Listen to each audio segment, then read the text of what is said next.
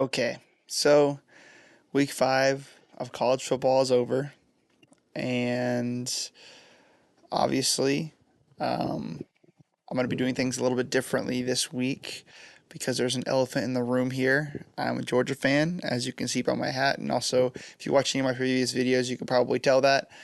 And Georgia lost to Alabama. It was a heartbreaking loss as usual, and I'm going to break that down and a lot of the other games that happened this weekend. But definitely talk about the Georgia game first. And I will let you guys know ahead of time that I went around 73% on my predictions, so that part was good. We're still above 70% on predictions. So yeah. But yeah, breaking down the Georgia game. Obviously, I mentioned in my preview video that Georgia had some injuries in this game, and I'm sure that definitely played a factor here. But this was more than just injury problems, in my opinion. Georgia was down 30-7 before halftime, and that's just unacceptable for a team like Georgia to be getting beat like that. First quarter, especially hard to watch. Defense struggled to come up with stops, and Carson Beck looked like an entirely different quarterback than we know him to be.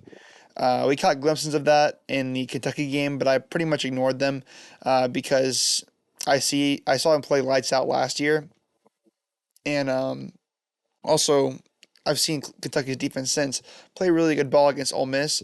But Carson Beck threw 3 interceptions in this game. One was to lose the game, and I do think that the team found something that clicked in the second half.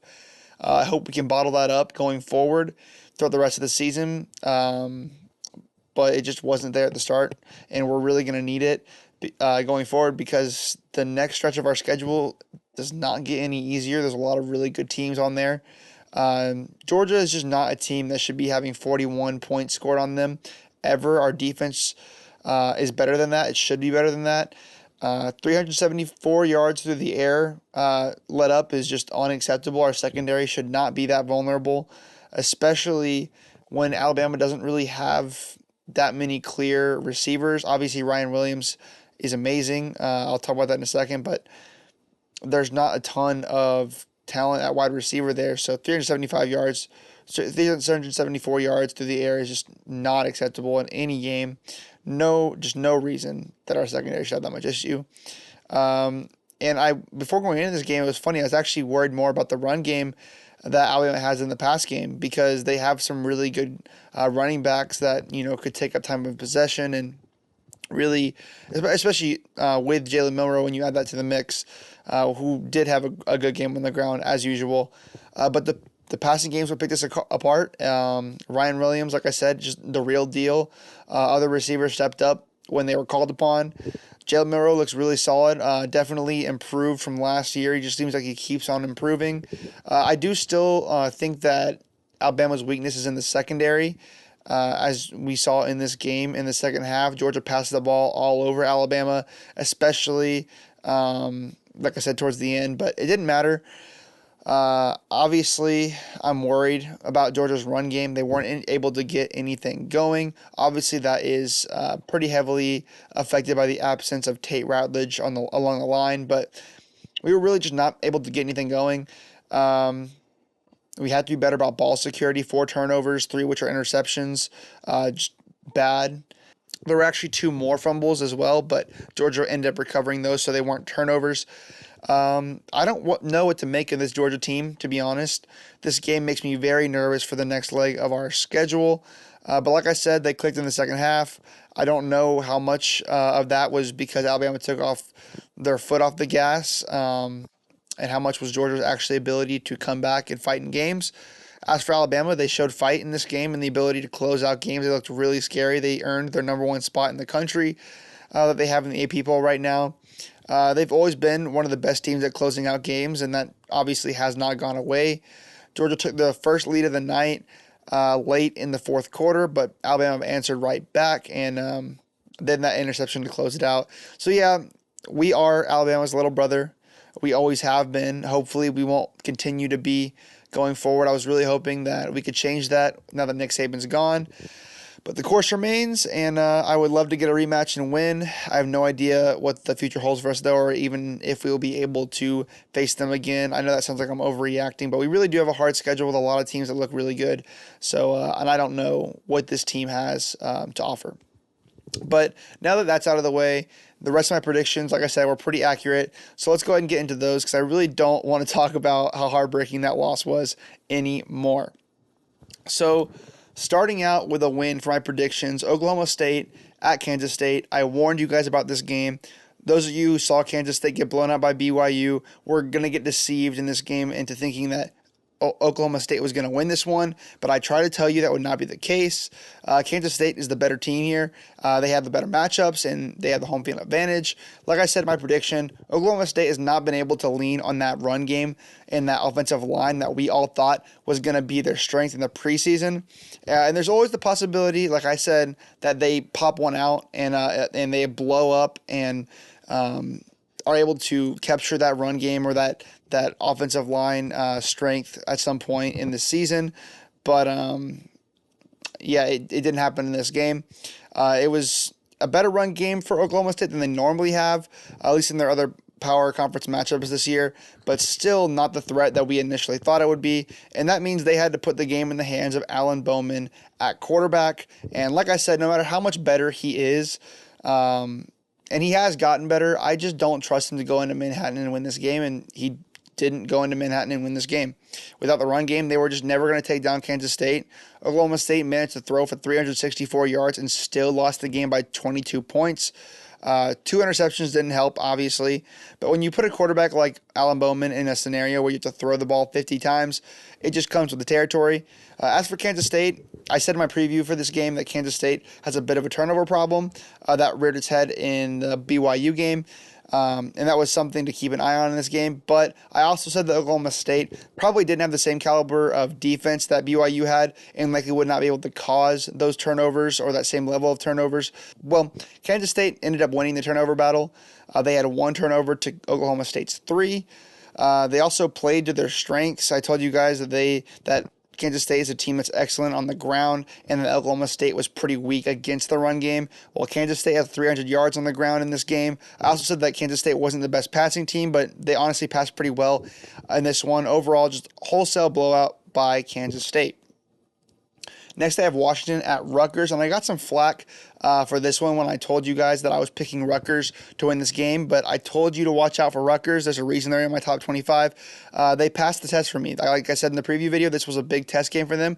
They passed the test. Despite playing worse in almost every single statistic, they were able to come out with a win here. Washington ran the ball better, passed the ball better, and I'm not talking about barely. Rutgers passed the ball for half as much as Washington did. Rushing was a bit closer, but still 30 yards less than Washington there.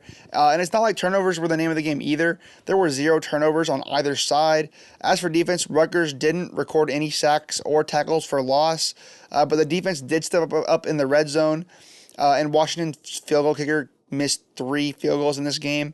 Rutgers found a way to win, or Washington found a way to lose. Whichever way you want to look at it, Rutgers got this game, and they passed the test. Next is Maryland at Indiana, and Indiana is another one of those teams that flew under the radar for many this offseason. I was actually really high on Indiana going into this year. Obviously, I had a few concerns that have since been put to rest, but Indiana is performing even better than I thought they would. But I did pick them in this game, and they won the game. Maryland has not matched my expectations that I have for them in the preseason yet this year, and that's probably more my fault than theirs. They are pretty much what I think everyone else expected them to be. Indiana's offense just continues to impress. Their defense didn't perform as well as they had in their previous games, but this is probably the best offense that they had played up to this point, so that's not really too surprising.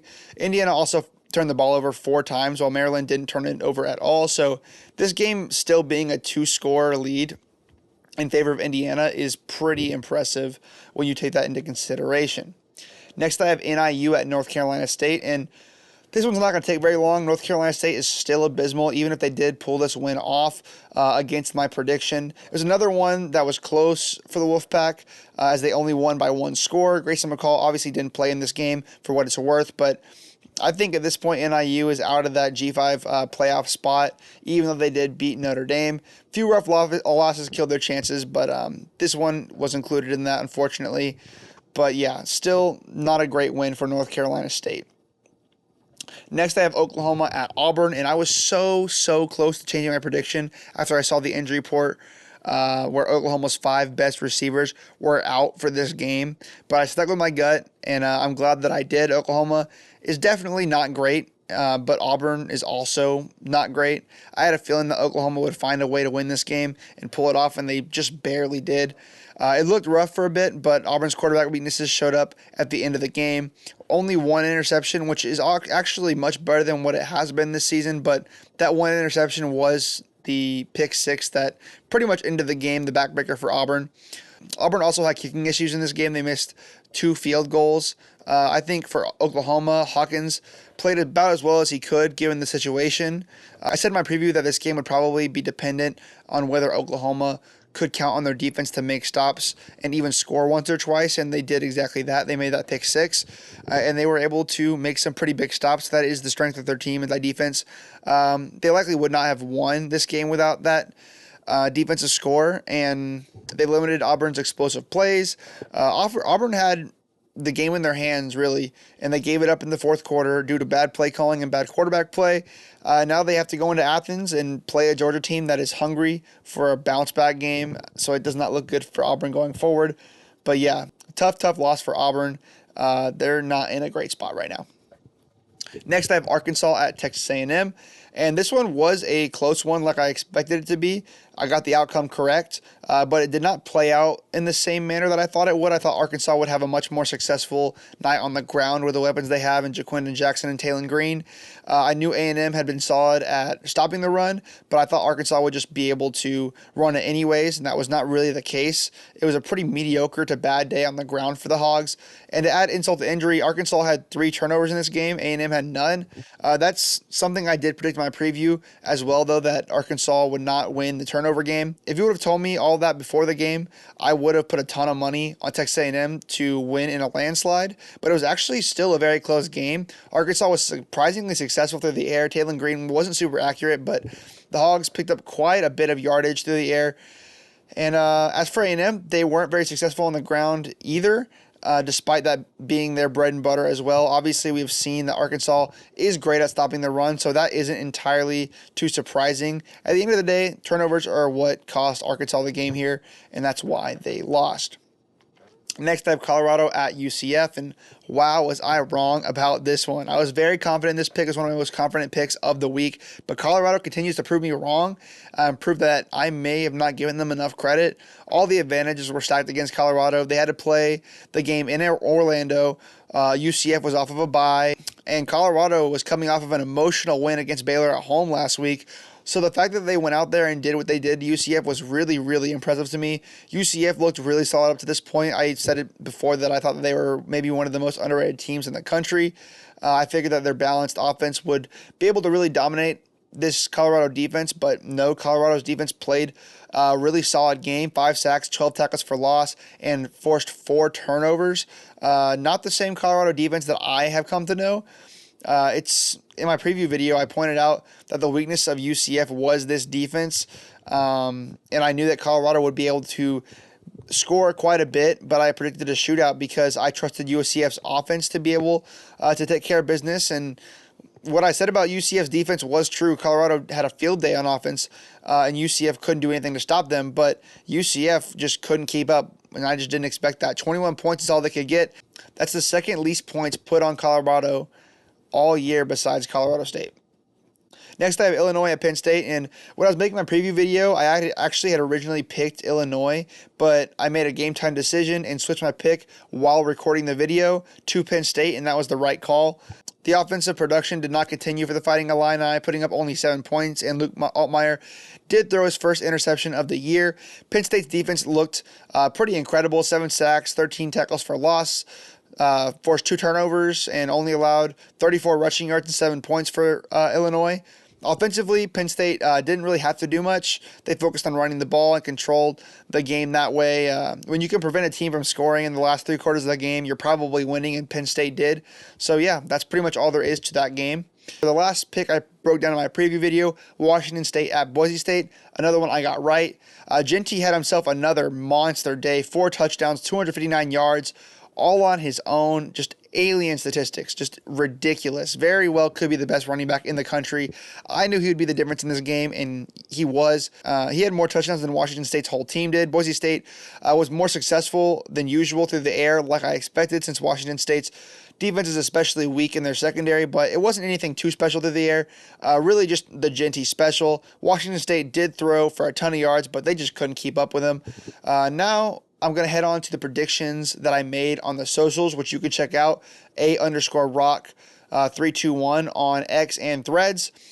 So getting right into that, these are going to be, the first two I'm going to kind of break down a little bit more in depth because these are kind of the bigger games. But then I'm going to get into the rapid fire ones because, those ones are a little bit less interesting of games. But we're going to start off with a really interesting one, Virginia Tech at Miami. And so technically my prediction was right because Miami was credited with the win for this game, but Miami did not win this game. Virginia Tech got blatantly robbed here, and I truly believe that. I don't really know what goes on behind the scenes, but it did feel like a moment where ACC refs were told to make a call because the league wanted 2 ACC teams in the playoffs type of call, which once again is really annoying as a fan of the sport. What would have been an instant classic is just tainted. So what happened was Virginia Tech threw a Hail Mary to the end zone with no time left on the clock. Virginia Tech player came down with it, punched out after the catch was made and secured, and the player who punched it out was not even in bounds, so he's not even legally allowed to be part of the play. The ruling on the field was a catch, which is really important. And in the replay, there was absolutely not indisputable evidence to overturn this call, but they reversed it anyways. Even if you did have enough evidence to overturn it, it should have been at least an untimed down because there should have been a penalty for the player out of bounds making a play on the ball. So yeah, just not great officiating at the end. But at the end of the day, this was 100% not all on the refs because Virginia Tech did put themselves in that position. In a game where Miami was involved, Virginia Tech was actually the one that had the worst clock management. So much time went off the clock in that final drive, and the 2 timeouts that Virginia Tech had were essentially wasted here. Play calling wasn't much better, not to mention that Virginia Tech went for a fake field goal, which would have put them up 30-17 if they just kicked the regular field goal. That was a terrible decision. They didn't end up making the first down on that, and it really cost them. In this game, Virginia Tech looked like the team that we thought that they would be in the preseason, and Miami looked very beatable for the first time all season. The next game, Kentucky at Ole Miss. I don't think anyone saw this one coming, myself included. I guess that last week's game against Georgia was not a fluke. Kentucky took down Ole Miss. This was Ole Miss's first real game against a non-high school team. They didn't quite look as good as they did before when they were playing those teams. Kentucky's defense played really solid, holding Ole Miss to 17 points. They used a similar strategy to that they did against Georgia, dominate time of possession. They didn't score much, but they scored enough. And a missed field goal and a few very costly mistakes into this game for the Rebels. So yeah, I'm going to go ahead and get over to the rapid fire games now. I'm not going to break these down too much. Minnesota at Michigan. Michigan controlled this game for most of the time, and then they tried to lose the game towards the end. They did hold on, though. Their defense played exactly as we expected them to, and on offense, they passed the ball about as bad as you can expect them to. Michigan's a pretty easy team to read right now. They have a really solid defense, very physical team, but they don't have much of a passing game. BYU at Baylor.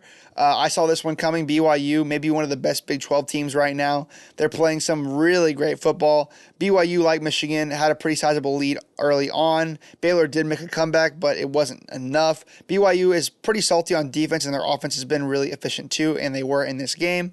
Next, Nebraska at Purdue.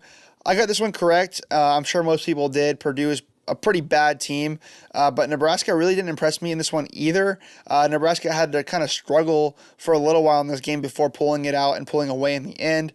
They didn't really get anything going offensively until the fourth quarter, but to their credit, their defense did look as advertised, but it's also against Purdue. I'm in the process of recalibrating my expectations for Nebraska, or at least this Nebraska team, and this game is kind of just a part of that process and getting me to where I think I might have Nebraska going forward. Next, USF at Tulane. Tulane at one point was in my top 25 because of their performance against Kansas State. I saw a lot of potential in that game, and I saw a lot of potential, especially in that quarterback that they have. And man, he lived up to the hype in this game. 18 for 22, 326 yards, and 3 touchdowns, no turnovers or no interceptions. This was dominance by Tulane at every level. 42 minutes in time of possession to 18 minutes on USF side. USF had 2 turnovers. Tulane had none. 198 yards on the ground for Tulane. USF 26. 330 passing yards for Tulane. USF only 175. 30 first downs Tulane. 12 for USF. Everything stacked against USF. Not much to talk about. Domination all the way through. Next, Wisconsin at USC. A closer game than I expected, but the team that I thought would win did win. USC took over in the end.